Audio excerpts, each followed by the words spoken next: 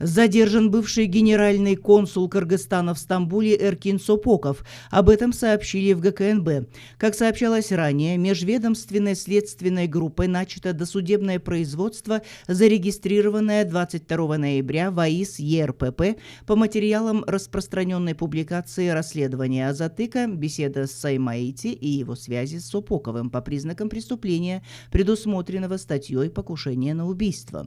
Так, 28 ноября этого года экс-генеральный консул в Стамбуле Эркин Сопоков был вызван на допрос в ГКНБ в связи с тем, что 11 ноября в Стамбуле в результате вооруженного нападения убит бизнесмен Айеркен Саймаити. Напомним, что личная автомашина Сопокова с дипломатическими номерами была обнаружена недалеко от места убийства Саймаити.